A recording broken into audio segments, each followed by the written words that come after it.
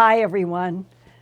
I want to say a special thanks and hug to those of you who have written me and said that the sound of my voice calms them in this very troubled time. And I'm grateful to hear that because we all need to be calmed no matter what. And tonight, I'm starting off with COVID because it is so important and because it is so global. As the world total of COVID-19 cases now reaches more than 48 million, with more than 1 million people dead and more than 34 million people worldwide who have recovered from the insidious coronavirus, the UK's Prime Minister Boris Johnson has ordered England to enter a month-long lockdown in November. France also entered a national lockdown on October 30th, and other European countries, in addition to France, have also ordered various partial lockdowns in Germany, Italy, Spain, Belgium, Portugal, the Netherlands, the Czech Republic, Denmark, Ireland, Greece, and Sweden. In the United States, on Sunday, November 1st, Dr. Anthony Fauci, director of the National Institute of Allergy and Infectious Diseases at the National Institutes of Health, gave a warning to the Washington Post about what is coming with COVID-19. He was referring, as he said, the United States could not possibly be positioned more poorly. He was referring to going into this fall and winter as the United States, right now today, on November 4th, 2020, is reporting nearly 10 million cases, nearly 239,000 deaths, and more than 6 million recoveries from COVID-19. And this headline in the business section of the New York Times today, quote, "If restaurants disappear, what happens to cities?" Close quote. That headline made me think of the remote viewers, the French clairvoyant, and American physicists who have used their minds or technologies to access the year 2050. They all say they didn't see any large cities 30 years in our future. Instead, they saw a reduced human population that appeared to be living more on farms. Maybe COVID-19 will have consequences on this planet far longer than we have imagined. Even some of the Psi Spies who talk with Jim Marrs about their professional government remote viewing said they saw a different Earth in our future. And last week, I shared with you excerpts from a recorded interview that I did with Jim back in 2007 after his book Psi Spies was released. Jim focused on controlled remote viewers who worked for the CIA, DIA in Project Stargate during the 1980s and early 1990s. Their taskings took them to underwater submarines and underground alien bases on Earth, our moon, Mars, and beyond. And as Jim said, quote, "Every single one of those military government-trained remote viewers at one time or another had direct personal knowledge of UFOs," close quote. And now, tonight, we'll continue with part 2 of my 2007 interview with Jim Marrs about controlled remote viewers, looking at Earth's future and the planets Jupiter and Mars. Whatever the agenda of the non-humans, I was very interested in the fact that the remote viewers, in some cases, extending themselves into things like what's happening to the ozone, Right. have picked up what they would describe as futures of this planet in which there is a collapse of the ozone leading to a very different surface life on the Earth. Could you talk about that in some detail? Right. Some of the military-trained remote viewers were tasked to look into the future and find out what the future looked like. And what they saw were people living underground and people living in domed cities to protect themselves from a harsher environment, apparently due to increased solar activity and a continuing depletion of the ozone layer. Interestingly enough, they also saw in this grim future the fact that humans were working in conjunction with extraterrestrials. And they saw the sky was striated and was multi-hued. It was like there were chemicals in the air. And one of the things that made a very definite impression on me was that the Psi Spies said when they look backwards in time, everything's pretty fixed and everything's pretty solid. It's already happened, there it is. But when they look into the future, the farther into the future they try to look, the more blurry things become.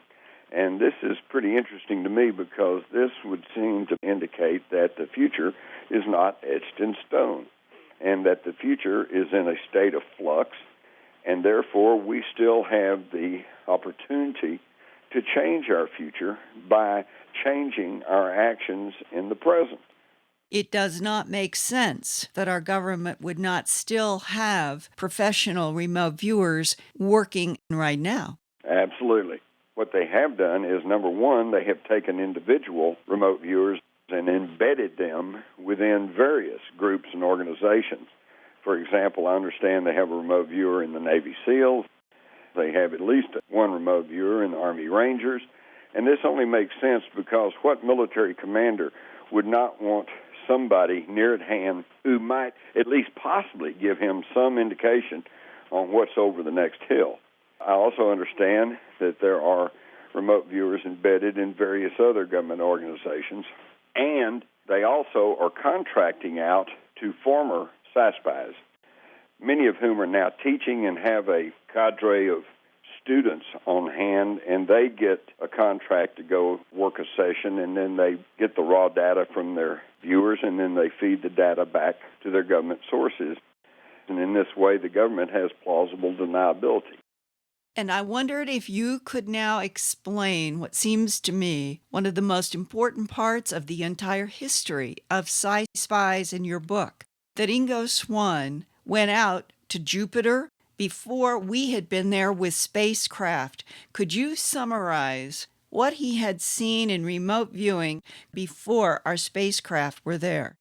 Right. Well, in the early 70s, Ingo Swann remote viewed the planet Jupiter, and he wrote down, and it was filed and certified, that he said Jupiter has a small ring around it and that Jupiter has a weak but nevertheless present magnetic field, that there are cloud banks, and under the cloud banks he could see large craggy mountains.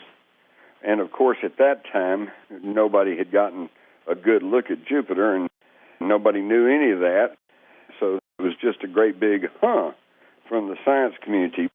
But almost 10 years later, when Voyager space probes went out there and began to transmit back data from Jupiter, it was reported in reliable scientific publications Jupiter had a small ring around it. It had a present magnetic field. They could detect cloud banks and mountains under the clouds. So it took almost 10 years, but here came the feedback to show that Ingo Swann's remote viewing of Jupiter had been dead on. Another thing, the most astounding feedback detailed in Psi Spies is that when the Mars Observer was lost, I immediately picked up the phone and called some of the remote viewers that I'd been dealing with, and I said, hey, what happened to the Mars Observer? And the Mars Observer had just gone into orbit around Mars, and they had high hopes that it was going to photograph and look closely at almost the entire surface of the planet, and then all of a sudden it's just like they lost contact and it went away.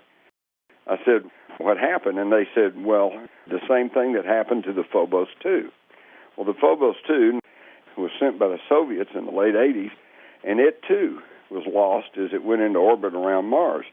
And remote viewers had already checked that out, and what the remote viewers saw was that a circular object rose from the surface of Mars, came out to meet the Phobos 2, scanned it with some sort of electromagnetic energy, a beam, if you will, Now, none of this was hostile activity.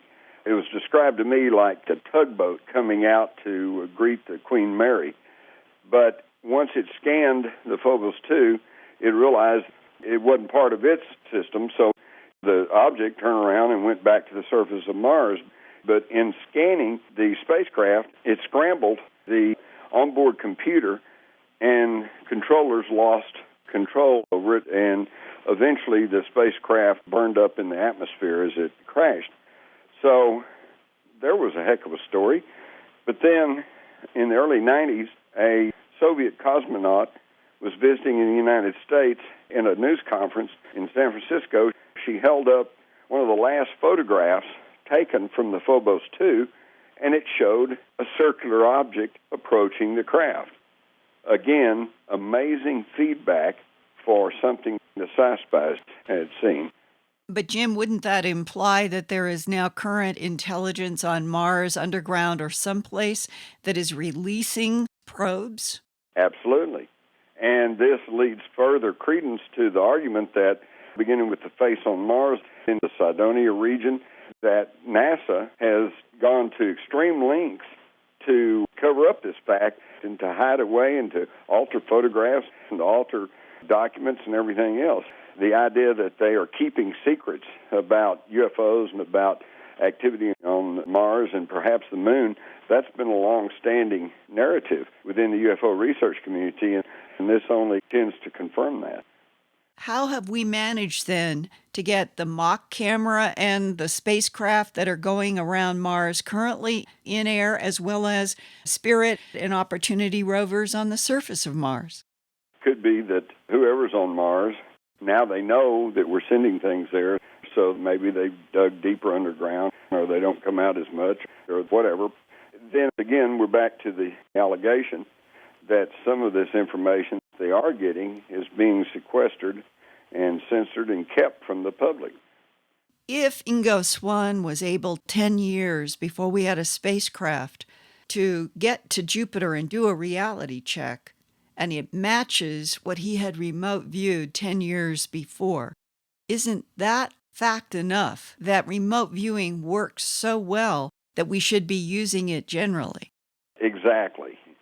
But again, the people in charge, don't want remote viewing used generally, because then we might see through all the lies and deceit that our modern society is built upon, and it could cause harm to the bottom corporate line. And as a result, I think there's been a concerted effort not only to denigrate remote viewing, but to actually sow dissension and keep the remote viewers themselves squabbling with each other and arguing over protocols and technology so that the public does not get a clear picture. Ingo Swann's remote viewing of Jupiter was recorded with another remote viewer, Harold Sherman, by Stanford Research Institute scientists Russell Targ and Hal Puthoff on the evening of April 27, 1973. That was a half a century ago. And these are some of Swann's own written comments. Quote, "Very high in the atmosphere, there are crystals. They glitter. Maybe the stripes are like bands of crystals, maybe like rings of Saturn, though not far out like that, very close within the atmosphere. And then I came down through the cloud cover. The surface, it looks like sand dunes. They're made of very large grade crystals, so they slide. Tremendous winds, sort of like the prevailing winds of Earth, but very close to the surface of Jupiter. From that view, the horizon looks orangish or rose-colored, but overhead it's kind of greenish-yellow. If I look to the right, there is an enormous mountain range about 31,000 feet high. Those mountains are very huge, but they still don't poke up through the crystal cloud cover," close quote. The Voyager probe later did confirm the rings of Jupiter, although these rings are not in the planet's atmosphere, but outside. However, Swann's claim that crystals are present in the atmosphere is supported by NASA's Galileo spacecraft that confirm clouds of ammonia ice crystals in the northwest corner of Jupiter's Great Red Spot. So far, enormous mountain ranges have not been confirmed on a solid Jupiter core beneath all of those roiling clouds and crystals. But Ingo was right on a lot in his April 27, 1973 remote viewing of Jupiter. So there still could be mountains yet to be discovered. The first time that I heard about a UFO shooting at Phobos 2 was in a direct conversation with Soviet astronaut Colonel Marina Popovich, PhD. She and I were speakers at an American UFO conference in the early 1990s. She showed the last images that Phobos 2 took before the Russian spacecraft disappeared. It all began in July 1988 when Russia launched 2 unmanned satellite probes to Mars named Phobos 1 and Phobos 2. By then, this book, Intelligent Life in the Universe, co-authored by Cornell astronomer Carl Sagan and Soviet Academy scientist Joseph Shklovsky, had been released, raising a question about the Martian Phobos moon being possible evidence of intelligent design. Sagan and Shklovsky were puzzled by the Phobos moon's ability to accelerate in its orbit around Mars. This scientist calculated the estimated density of the Martian atmosphere in relationship to the Phobos moon acceleration and concluded that Phobos must be largely hollow. And that led to the question, could the large Martian moon Phobos be a hollowed-out space station operated by other intelligences? So investigating the possibility of a hollow Martian moon that might be someone else's technology was high on the Soviet priority list when both Phobos 1 and Phobos 2 were launched a week apart in July 1988. But Phobos 1 failed before it reached Mars. However, Phobos 2 was still going strong when it reached the red planet in January 1989 and went into orbit. For nearly 3 months, from January to March, Russia's Phobos 2 was taking Earth's first close-up images of the mysterious Phobos hollow moon, until March 28, 1989. When Phobos 2 stopped communicating with the Soviet Mission Control Center. A news anchor for Radio Moscow, Boris Belitsky, reported that right before contact was lost, Phobos 2 had radioed to the Soviet Union some final images that were described by the reporter as, quote, quite remarkable features, close quote. Later, at the UFO conference in the United States, Dr. Marina Popovich showed us this photograph of the Martian Phobos moon at the top of this frame, and in the same frame was a long whitish cylinder that was later reported to be approximately 20 kilometers long and 1.5 kilometers in diameter. That is 12.5 miles long by 9/10 of a mile wide. This is the last image taken by Phobos 2, according to Dr. Popovich. She said this dark object was a shadow of a large object cast on Mars, which she and other Soviet scientists were convinced was what interrupted the Phobos 2 communication, possibly by shooting down the space probe from Earth. In addition to the Belitsky news report, the Soviet TV magazine show Vremya publicly reported that Phobos 2 had photographed an unidentified object near the Martian surface before contact was lost, describing the object as a, quote, thin ellipse 20 kilometers long, which was captured by 2 cameras, an infrared camera, so it could not be an optical illusion, close quote. The Soviet TV show also reported information that near the end of the images being radioed back to the Soviet control center, the Phobos 2 spacecraft appeared to be spinning out of control, leading to speculation that it had been hit or fired upon by the long cylindrical UFO.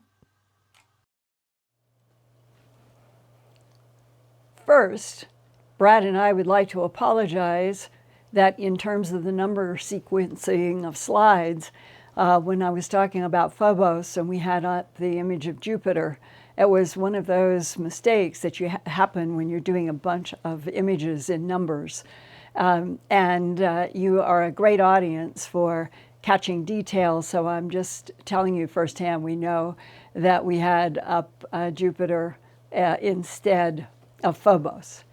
But going from the imperfections of us humans on Earth out to Mars, I'm thinking right now, as we have been going through these, I'm going to say, scientific efforts to find out facts, and that the goal was to find out, is Phobos an artificial, hollow base created by something other than humans that is orbiting Mars, and that there are even some kind of technology that monitors what comes in and out of the quote-unquote air, atmosphere, space around Mars, and can launch up a probe and can even make a decision about what it will allow or will not allow of something that would come into Mars. I mean, that's part of the question. And people like John Brandenburg, a PhD in nuclear physics, has written that book, Death on Mars, in which he thinks maybe 1 million years ago that there was a civilization. It was high in terms of its ability to do some technologies, and something happened, and that essentially Mars is it's not a question of current interaction. It is a planet in this solar system that appears to have had interaction by some kind of intelligences for a very, very long time. But we have been there, and now there are 4 nations up there on Mars, and that we are in the process of investigating at least the surface. So whatever was there and had a reaction against the Phobos 2, did it go away? Is it still there?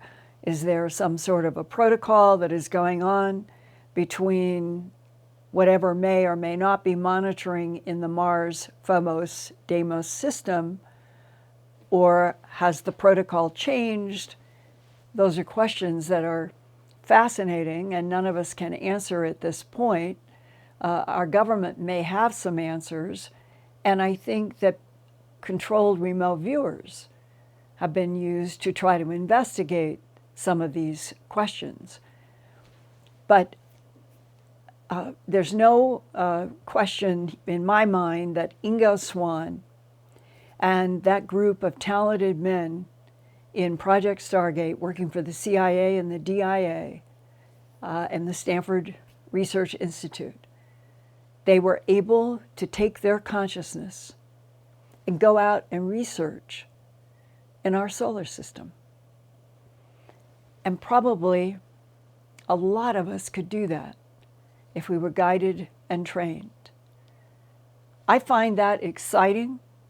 I find that a subject that I would like to know a great deal more about.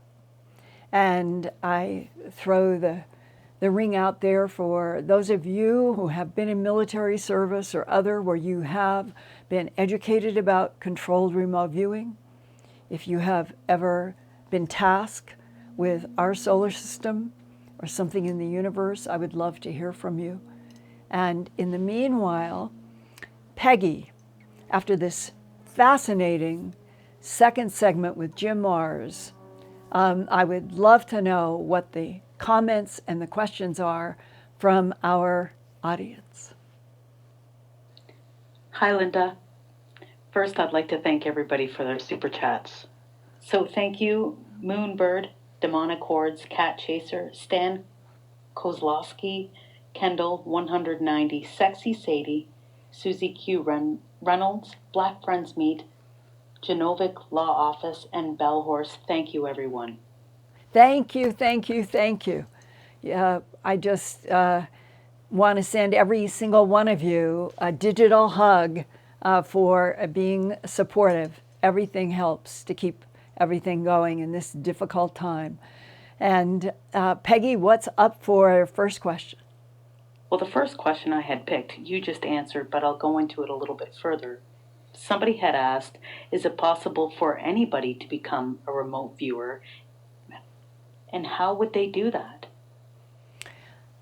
Well, I don't know that there is a definitive no or yes. I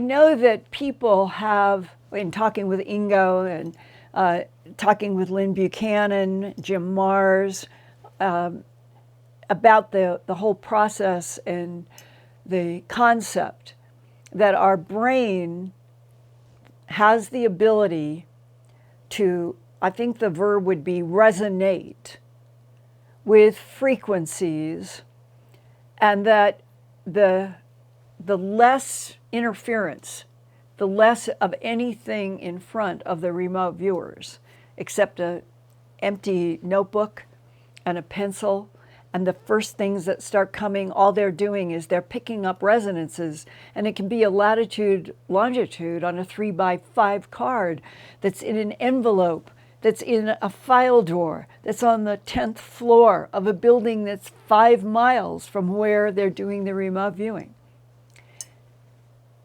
The ability to catch on, know the feeling, link into the resonance that is happening between something that the brain, the soul, the spirit, probably takes all of it, reacts to. And then I've watched them do this, and it's very sporadic, the drawings, the illustrations, the impressions, and it keeps building up over the tasking session.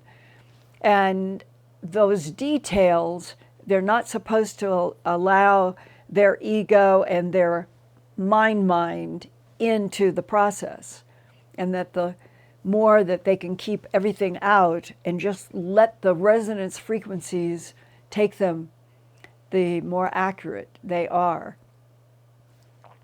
Ingo Swann, on that night when he was working with Mr. Sherman and they wanted to access Jupiter, it was very interesting that Ingo reportedly said to the scientists who were doing the recording and the observing, "Give me 30 minutes of complete silence." And that was where Ingo's fertile ground began. He thinks, Ingo talked about this, and the CIA has released documents that are at the CIA website about this remote viewing that Ingo Swann and Mr. Sherman did in '73. And Ingo Swann had told apparently the CIA observers that he thinks that we'll call it the consciousness. That's what Ingo preferred. He liked to talk about it, consciousness research.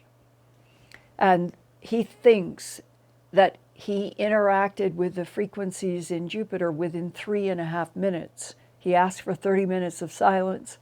He thinks he was there in 3.5 minutes. I don't know on what gauge he used.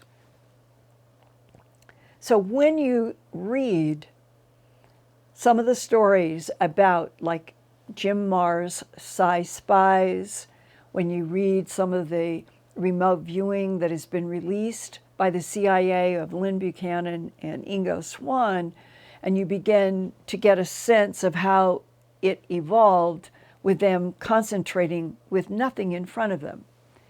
That's the part that every human listening tonight, maybe you have had an experience of having a screen pop in here.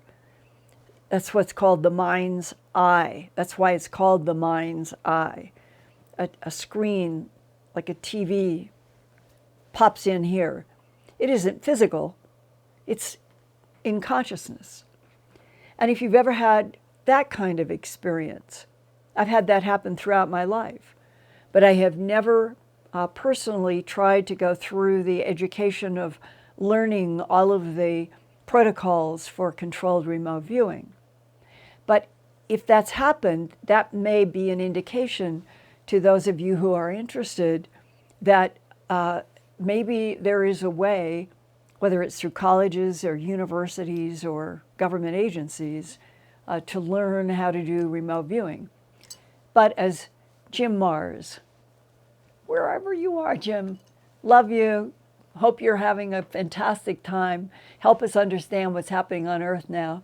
But in talking with Jim and Lynn and these guys, the whole question of our government or governments officially acknowledging that they find great value in controlled remote viewing is something that you just don't see much of, because there still is this sensitivity that something like controlled remote viewing, as accurate as it has proved to be in some cases, they, as Jim said, there are people who say, oh, it's a woo-woo category. And then automatically it won't get funding, it won't be able to be talked about publicly. That is one of those many restrictions and boundaries in our planet now that I think that we have to work ourselves through and past. Consciousness research, it should be vital. It should be so important that we learn that there is more to our abilities as humans. It isn't just this. It isn't just matter on matter. That there is so much more that we could tap in a responsible way and maybe tame the tribal warfare, tame the unfairness. If we started the whole planet being able to evolve into consciousness education.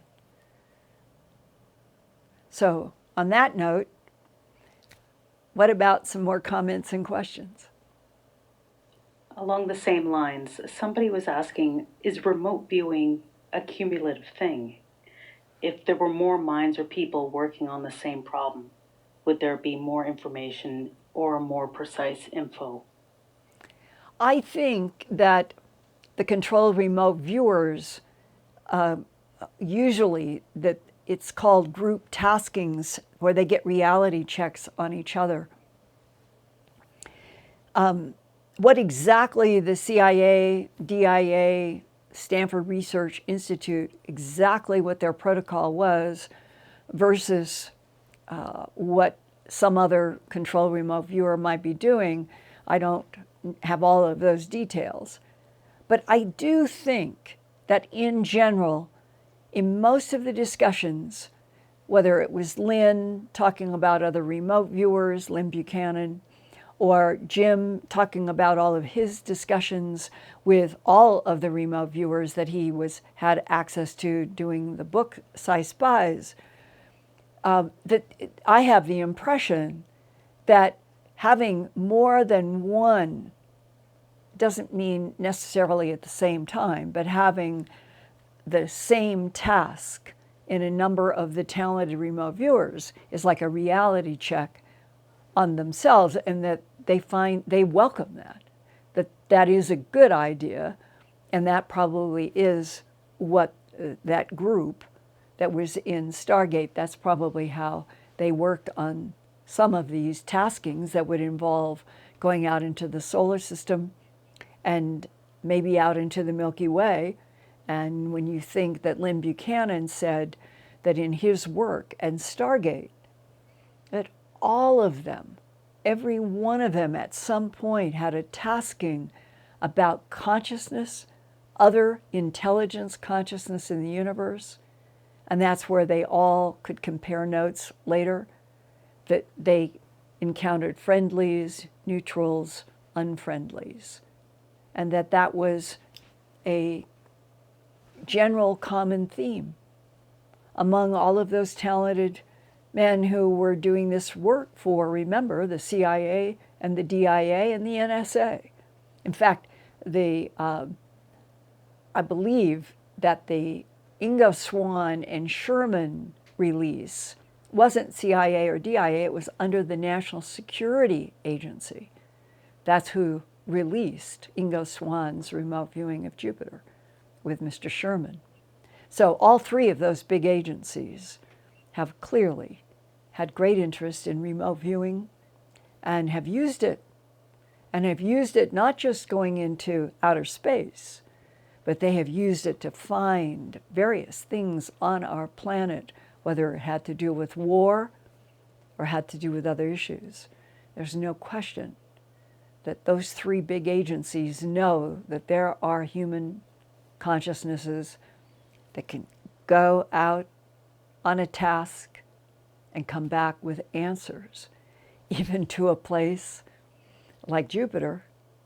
And I hope that we have some way, I don't know what else we've got on the docket, but to get under those thick, swirly clouds of Jupiter. I don't know whether LIDAR would ever do it, but something. And finally see a headline that says, Ingo Swann, his description of those 31,000 feet mountains, it's finally been discovered, and here it is.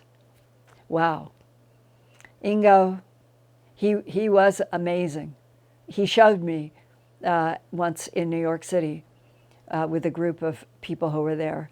Ingo showed me the notebook, the black notebook that he had with his original going out to Jupiter. And he loved it. He loved the feeling of that consciousness, his consciousness getting to some place he had never been before, and then trying to observe and understand. There's a lot more before us if we can survive the tribalism. We can get through this period of tribalism on Earth. Okay, what about another question? A lot of people are interested in this subject, and here's another great question. Is remote viewing and astral projection the same thing? That is a good question. I am going to put it this way. Remote viewing can be going down into the earth, can be going to the poles, can be going down into the bottom of the oceans. So it doesn't have to go out into the universe. And I think that is the only distinction in my mind currently between people who astral project. Buddy in the Bronx, extremely talented. He uses those words that he astral projects. And I will ask him if he uses it because does he go out someplace and then do a deflect, a bounce back? Are there people who use astral out into the cosmos to get to some specific place on our planet? Is that necessary for some people? I'll ask Buddy. But in general, I think controlled remote viewing is as much earthbound, if you want it to be, as another tasking like Ingo's that would go out to Jupiter. That would be completely different. It's not staying in our latitude, longitude of Earth. And to me, that would be the distinction between controlled remote viewing and astral projection. But if any of you listening tonight, if you have worked, whether in science or military, you've used controlled remote viewing, astral projection, others, this is a field we all need a tremendous amount of help from people who have been educated for various assignments, because so little has ever reached the public outside of Psi Spies, Jim's work. Lynn Buchanan has done teachings about it. In general, it isn't something that you can sign up for in a course in college or university and be taught well. It should be, but it's not. So I will welcome whatever refined knowledge any of you have about those phrases, astral projection and controlled remote viewing and other. Educate me and I'll share it with everybody. What about another question? This is a different topic altogether. However, it's a great question. If Ebens need our souls because they can't produce them, then what are they using? What kind of energy, or how are they animating their genetically engineered hybrids? That is an excellent question.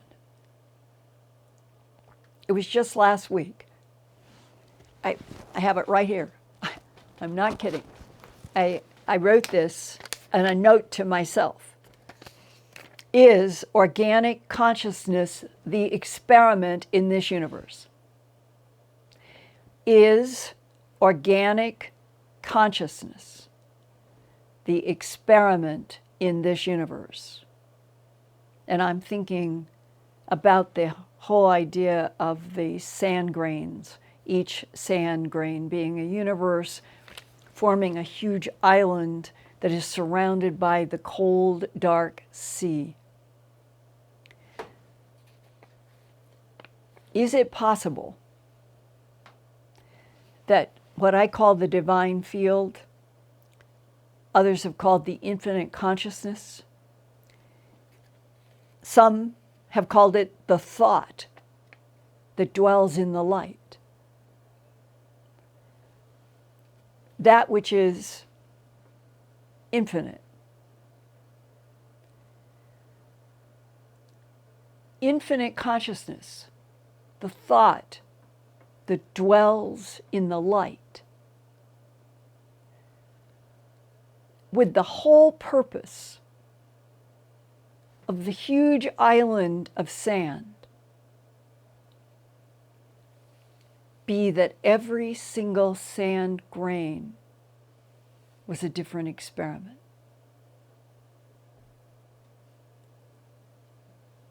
And that surrounding all of those grains of sand would be something that could annihilate the entire island. But that it never has, or we wouldn't be here. Our very existence, this very universe, is like a pulsing proof that life and light can exist in a universe of an infinite number of universes, each one a different experiment, while for some incomprehensible reason, all of it was surrounded by a cold, dark sea that could annihilate. Why? Why? Well, when I wrote this and put it next to me, is organic consciousness the experiment in this universe? It goes right to the heart of that question. It's very clear from people who are military, scientists, and government that they know that the vast majority of the so-called gray beings with the big black eyes, if they are 2 feet, 2.5 feet, 3 feet, 3.5 feet, maybe even the 4-footers, all AI. Now you get to taller ones. I have no idea why tall or short would make any difference, but that's the way it's defined. The taller ones seem to be organic consciousness in control of all of the AI.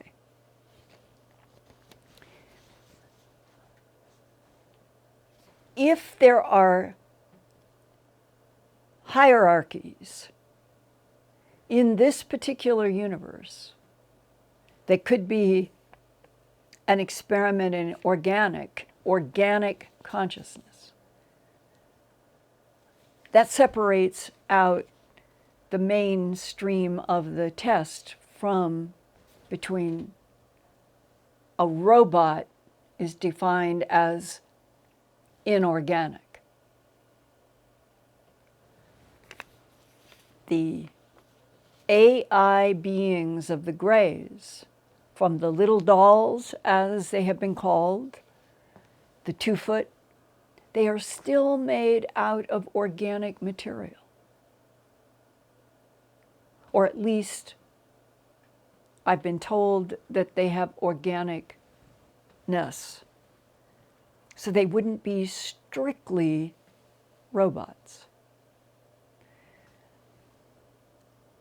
Why would the gray beings, if they are, let's say, some progenitor, have some progenitor source of being an intelligence in this universe, why would the progenitor grays, if they started out organic, ended up evolving into a myriad of inorganic or artificial intelligence, even if it is partly organic?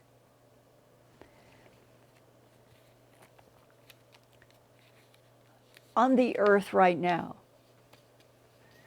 Elon Musk said a year or two ago that for Homo sapiens sapien to remain relevant, that we had to become cyborgs, that this does not do well in space, that if we're going to have a back door for our civilization to continue to live and evolve on Mars, because Earth is an unstable planet, will cyborgism be what is necessary to get another civilization on Mars? And I raise this because that may, even though this is the first, we'll call it the first thought about questions on Earth for Homo sapiens sapien, that we, for the very first time, even have the option to get ourselves to the moon and Mars.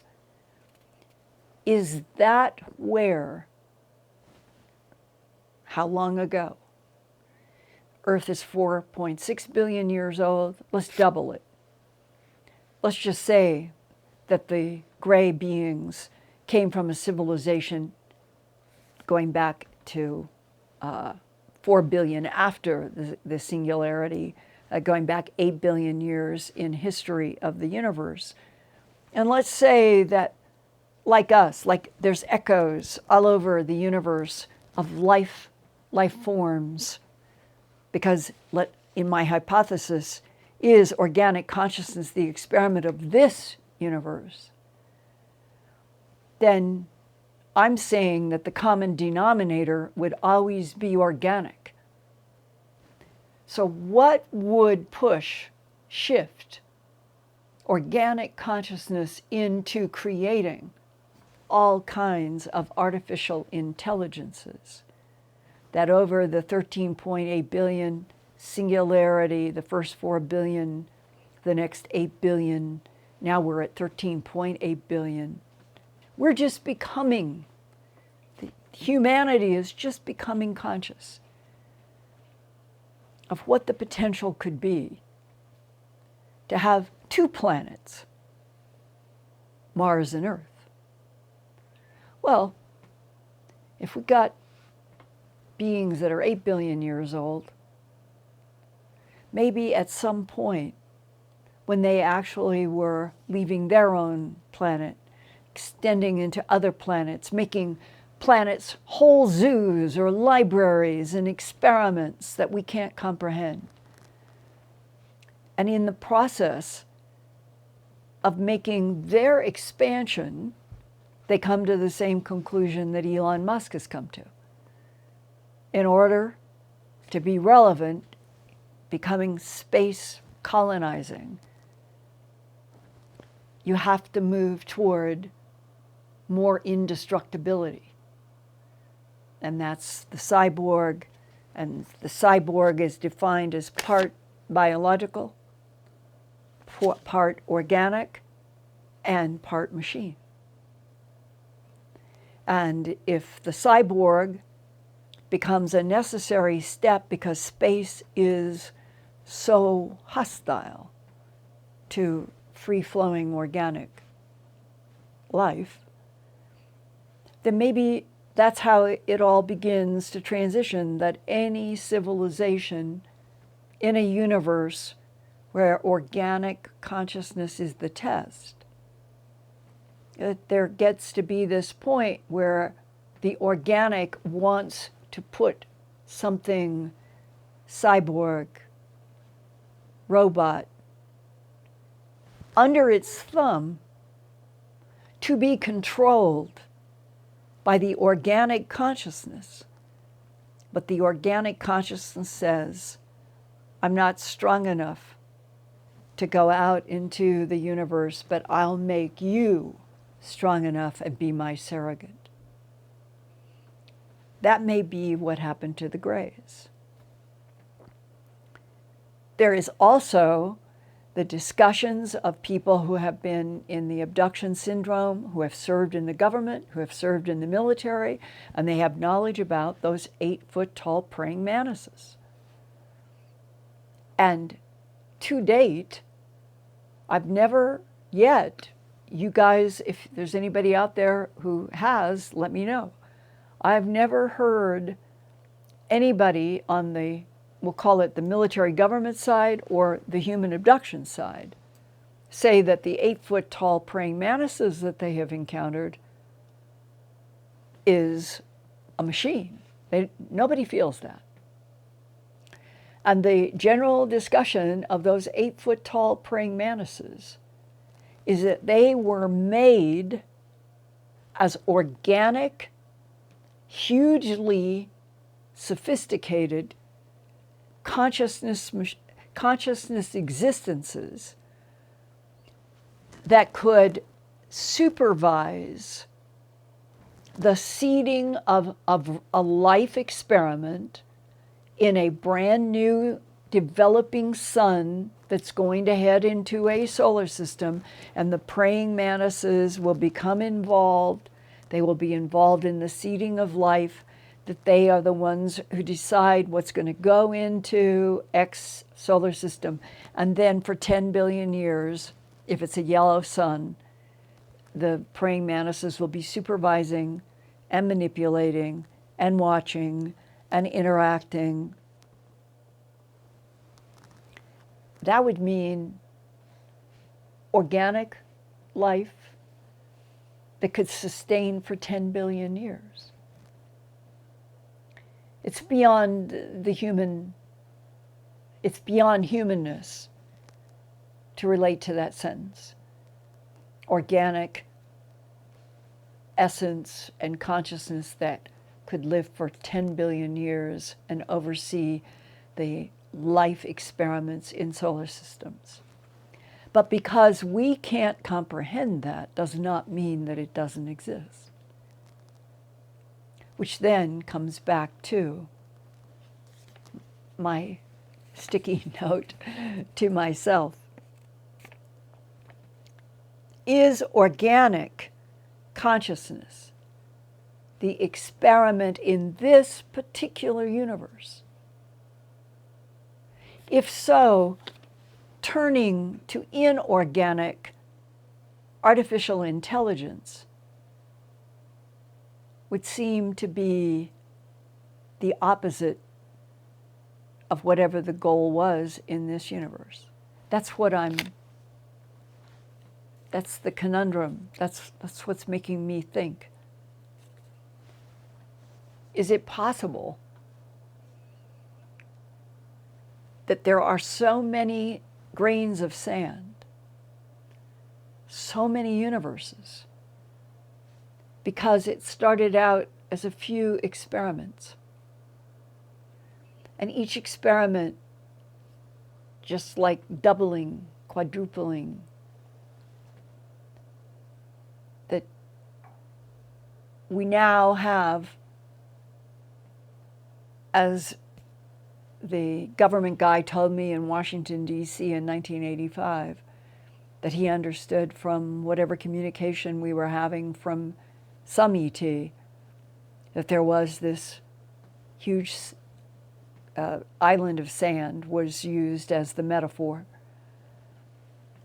and that each grain was a universe. Why would there be so many universes if there wasn't an experiment for each one? And if an incomprehensible, infinite, divine field is the one that generates the thought that dwells in the light, that generates all of the grains of sand experiments, who or what generates the cold, dark sea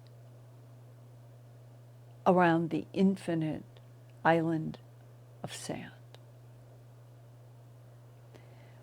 That probably provokes me more than anything that I have thought about in a long time.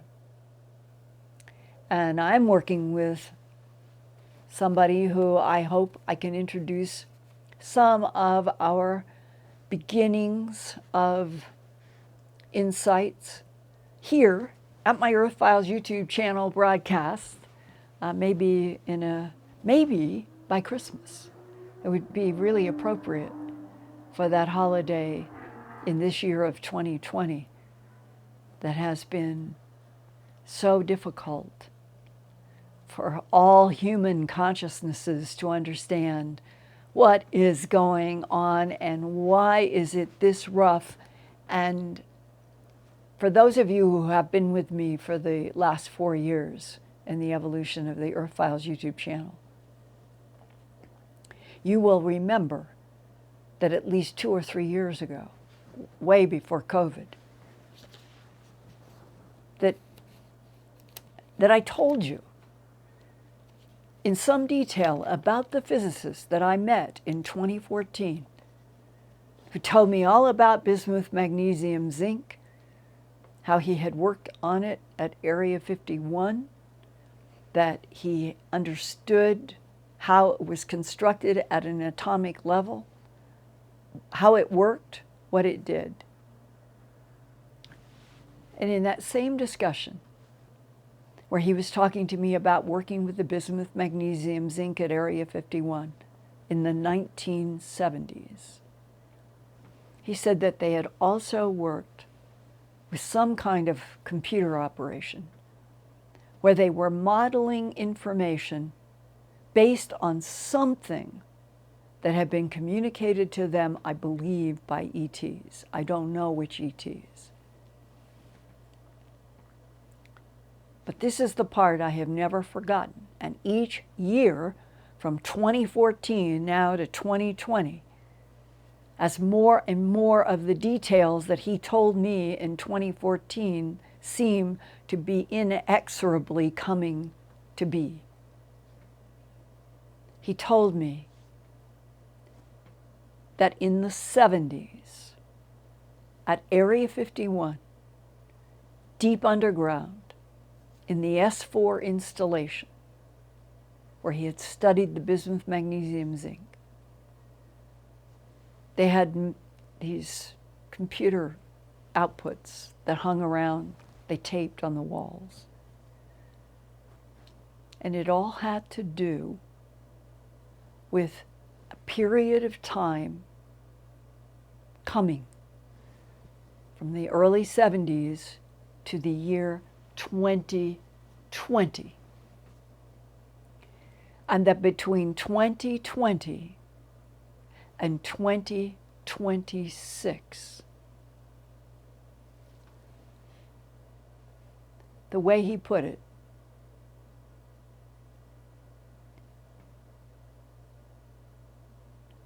there would be a reduction in the human population. He also said there would be fewer cities.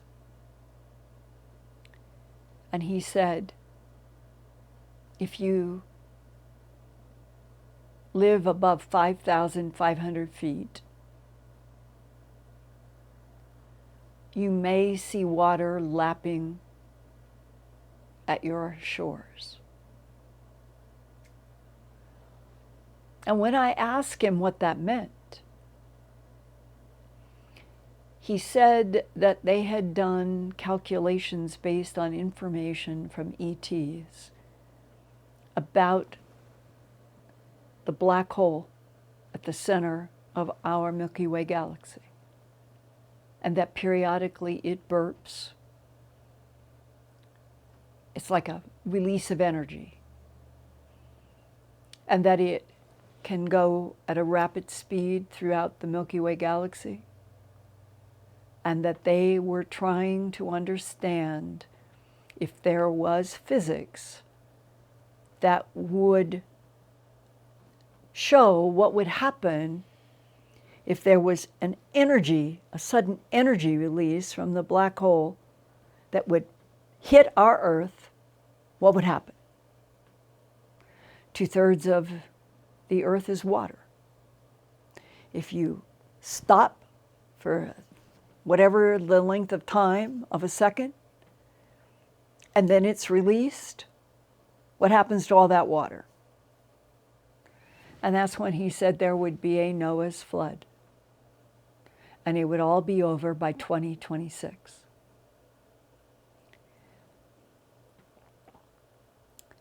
For some reason, I have never felt afraid.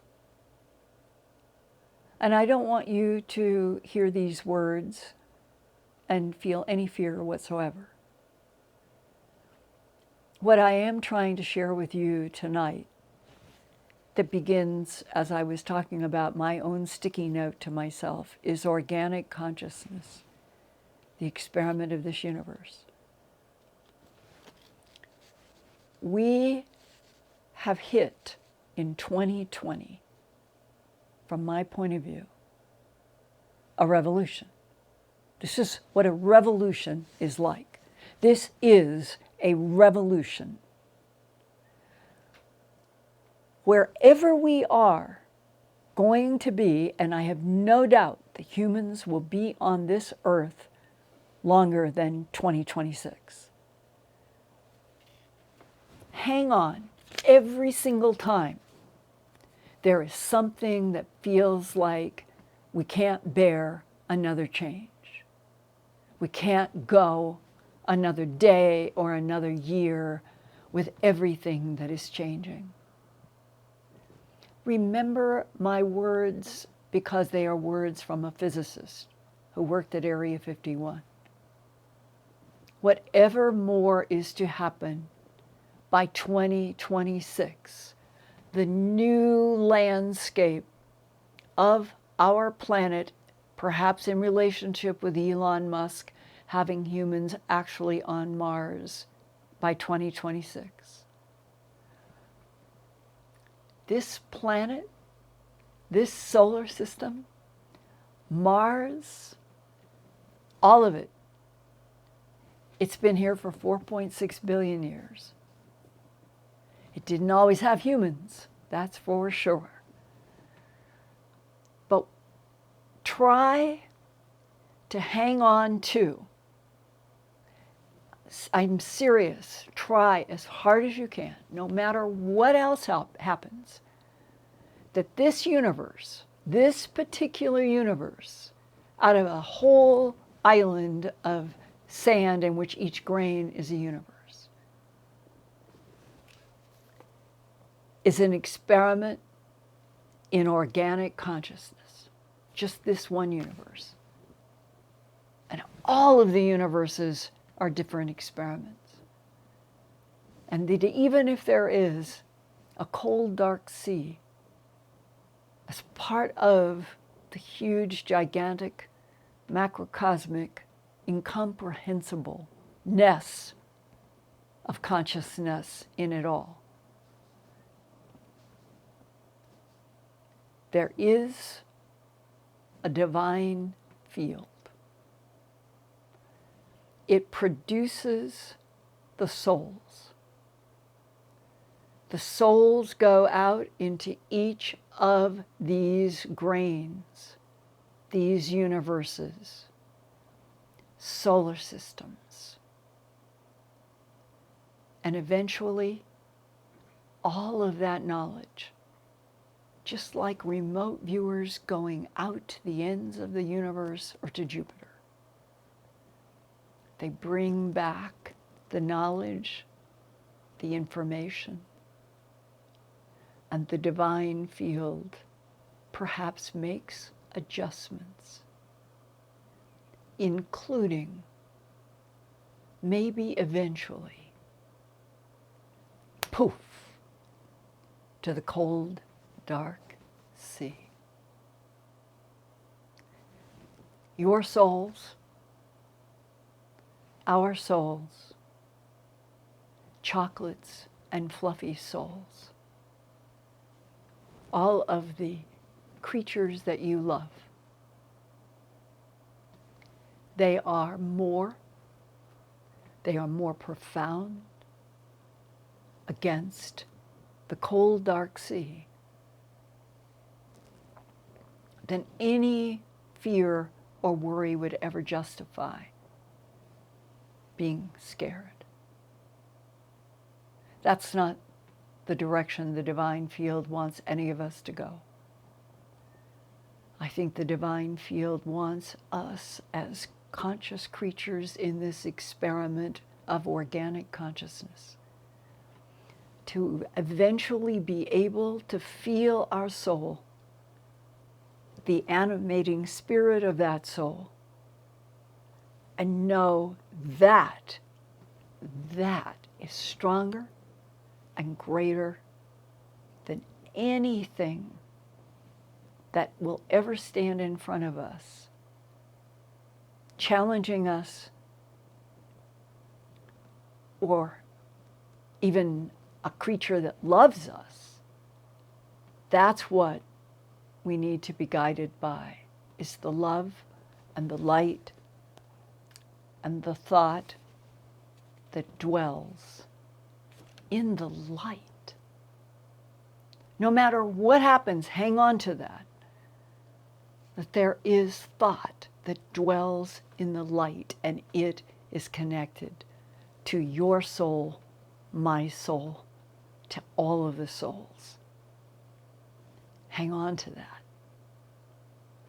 And we'll still be meeting here every Wednesday night for the foreseeable future to do these dives into the miraculous and ever-evolving subject matter that just stimulates me every single day. Thank you for being here tonight.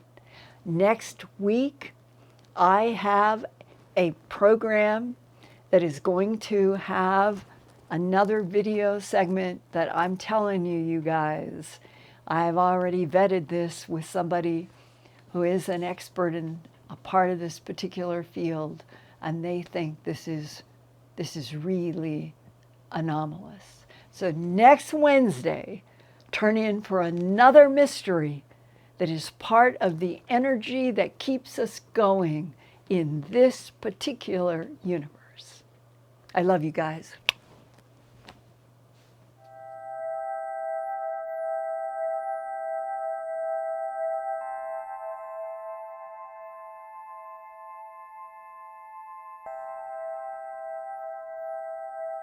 Turn on closed captions for YouTube videos by clicking the white CC button on the lower right. The default language for Linda's videos is English. If you would like to see the captions in another language, click on the white Settings button next to the CC button. Select Subtitles CC, and then select Auto Translate. Select a language, and the captions will now appear in that language. Sort of gone through, and they will hold their heads. I never had a cat do that before. And they'll pull against the comb, helping me get out snarls. And I think it's the best they've ever been.